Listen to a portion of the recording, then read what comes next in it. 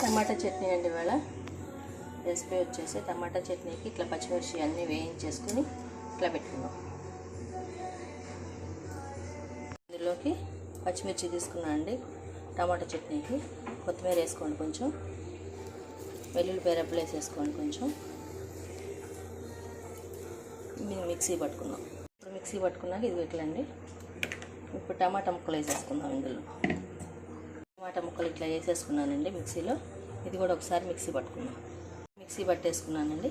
దీన్ని బౌల్లో తీసేసుకున్నాం. ఇట్లా టమాటా పచ్చడి తాలింపు పెట్టే మిక్సీ పట్టేసుకున్నానండి. ఇట్లా దీన్ని ఇప్పుడు తాలింపు పెట్టుకున్నాం.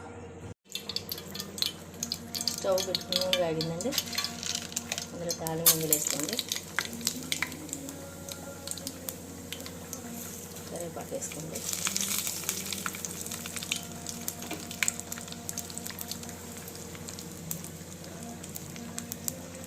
వెల్లుల్లిపాయ రెబ్బ చిక్కుపేసి వేసేసుకోండి.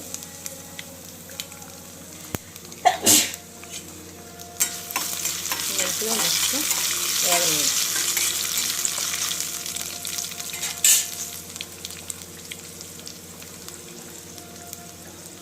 ఇందులో ఇందులో వేసుకోండి.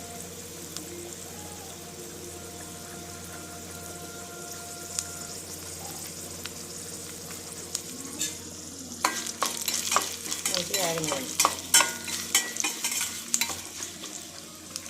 మంచి స్మెల్ వచ్చిందాక మంచిగా వేగనిచ్చి దూరగా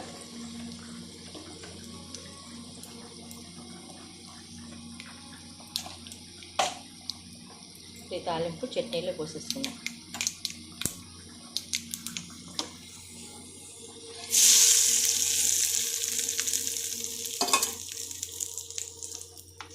టమాటా చట్నీ రెడీ.